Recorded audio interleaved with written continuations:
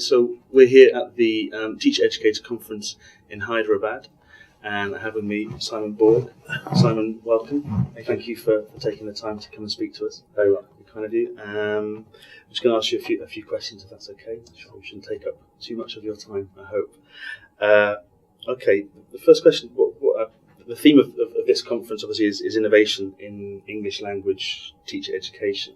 How would you describe, or what's your interpretation of that theme, and how would you describe its relevance to the current teacher education scenario in India and across the globe? Well, innovation is how we keep moving forward, really, isn't it? I mean, if you take innovation out of the equation, what are you left with? Mm-hmm. You're left with a status quo, which in time will stagnate. Mm-hmm. So in a sense, innovation is vital to development in education generally, and in life generally, I guess, in any form of enterprise.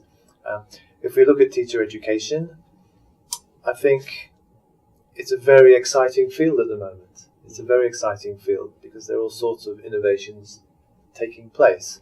I know the British Council is involved in many of these, in India and more globally.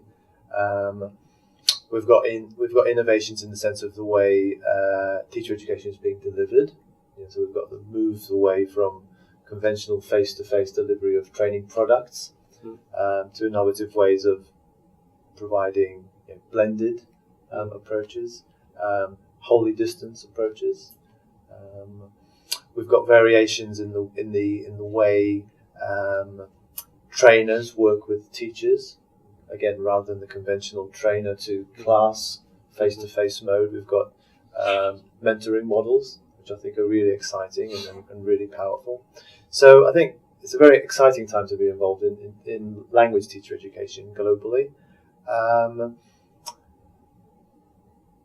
And I think one of the things perhaps that we need to work more on is evaluating the impact of these innovations. And I think that's very often a natural second stage in this process. But I think it's one that we need maybe to build more into the design stage of the innovation. So not only are we coming up with innovative ways of making teacher development available to teachers worldwide, but also thinking more systematically about how we evaluate the impact of what's going on.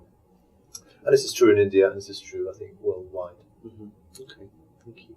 Your talk this morning about teacher research, my interpretation watching it was that the idea was more of a sort of a bottom-up approach, perhaps, than the kind of traditional way of attending a conference or attending a session, and having training fed to you, if you like. Yes. It's more about taking responsibility. That's right. That's right. One thing, I mean, obviously with the advent now, I suppose, of far more conferences being online, either wholly online or conferences like this one, where there's the face-to-face element, but then there's also the online element. How does that that kind of context with online training, how does that fit in? I guess really to the model that you were talking about this morning. Okay, so the focus of my talk this morning was on teacher research as a strategy for professional development, and as you said, it's a bottom-up model in the sense that it places responsibility with the teachers. I did also stress, though, that needs to be presented in a structured framework so that teachers have appropriate support. So we're not withdrawing the support for teachers. The support needs to be there in a way that structures the experience, whilst at the same time giving teachers the freedom, to develop projects in ways which address their needs. The question you've asked about the online presence in conferences is, I guess it's an inevitable consequence of the technology we have available now, and I think it's wonderful because it means that teachers can enjoy some of the benefits of a conference such as this without having to be here physically. of course, they miss out perhaps on the benefits which come from face-to-face interaction and the networking, which is an essential part of attending conferences. But they do get the opportunity, at least, to listen to the talks. Via social networking, they can engage in discussions of the talk. So it does give access, and I think that's the key word, isn't it, to teacher development to a much larger group of individuals around the world. And I think someone said 20,000 online participants, which is a staggering number. Yeah. I mean, this conference is big enough physically, with the 1,200 we've got here or so. But when you think there might be 20,000 others around the world. So I think it's an inevitable development. It's a very positive development. It's one example of the ways in which technology are being used to make education and development available to a much wider audience. Okay. Just a point that you said there about that people watching the online version of a conference and the things that they perhaps miss out with the networking opportunities. Yes. Thinking about that, and what can online viewers do? I mean, not necessarily to emulate that networking, but if they're using online conferences as part of their either their teacher research or professional development, what kind of things could they maybe do before watching a session online, and then afterwards to not recreate that networking, but to kind of to compensate for not being here. Yes. I think this is true for even for people who come here. I mean, thinking strategically about why you're going to a conference, thinking strategically about what you want to get out of it, and what you're going to do afterwards. I think those are things that physically or online they're valuable to do, because they give you a great sense of purpose. If you're working online, one thing you can do is you can find out a bit about speakers, for example. So very often speakers have their own websites. They have their own blogs where they've maybe published some material online. I think familiarising yourself with that in advance can give you a broader context in which to interpret what you hear. It makes you feel like you know the speaker, perhaps in a better way. So that's one useful thing that people who are attending or participating online can certainly do. In terms of follow-up,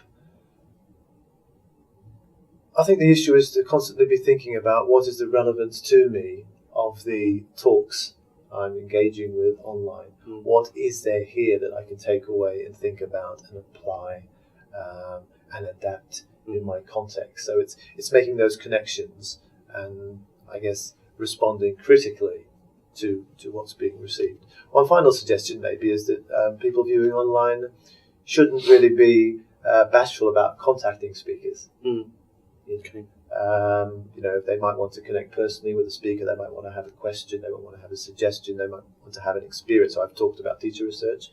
There may be many online participants who are doing teacher research, who have positive experiences to share. I'll be very happy to hear from them. So, and I think people sometimes are a bit hesitant to saying, well, these speakers are important people, we shouldn't, and it's not really like that at all.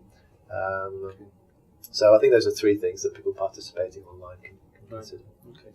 I've seen situations before where there's been someone's been giving a talk and there's been an online audience, and then with the Q&A session afterwards, people have kind of tweeted questions. That's kind of. I think that's an important part of it. The whole social networking adds so much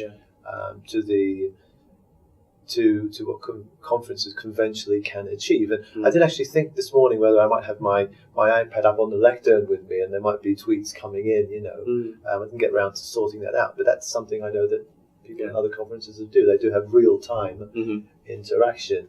Of course, I might have been a bit worried that a tweet would come through and say, "Will you please shut up?" And I'm sure they wouldn't. There's always that risk, but the technology gives us those possibilities today. Okay. Thank you. Okay, one final question. In terms of next year's conference, are there any themes that you would like to see addressed in 2015? Well, I think conferences like this will want to be as inclusive as possible. So themes are always going to be broad. Innovation is a very broad thing. I think it's an appropriate kind of thing. What you don't want to do is to make it too specific, so it rules out. So if you just said pre-service teacher education, you're ruling out a large chunk of people involved in service. One, I think, broad issue I'm particularly interested in, apart from teacher research, which I talked today about, of course, is the impact of teacher education or of teacher development. So when we think about the hours and the funds and the effort, etc., that is invested in pre-service and in-service teacher education worldwide, we still have startlingly little evidence about the difference it makes. Yeah. So I know that people on the ground know it makes a difference, but what we lack is evidence. And I think if it could be made broad enough, the theme would be, how do we document the processes of teacher learning in pre and in-service teacher education? How do we document the outcomes, the impacts? What kinds of tools do we use? What kinds of tools are being used around the world? The organisers would need to think about whether that's sufficiently broad, but I can see that being a broad enough issue which will include teacher educators generally. And if there are teachers here as well, of course, you could extend it to how do teachers monitor the impact of what they're doing in the classroom. So impact as a broad thing to me would be something I personally find exciting. And I know it's something that there's growing interest in globally. So I know that the British Council has lots of teacher education, teacher development projects worldwide, and monitoring and evaluation is becoming an increasingly bigger part of what they do. But even on a more local scale, I think as educators, it's a legitimate question for us to ask, how do we know that what we're doing is having impact? And of course, impact can be defined in many ways, but that would be part of the discussion. So I find that very interesting. And I don't think there have been events which have looked at that particular thing. No, there's none that I know of. So, okay, great. Simon, thank you very much. You're very welcome. Thank nice you. talking to you. Thank you. You too, Paul. Thanks.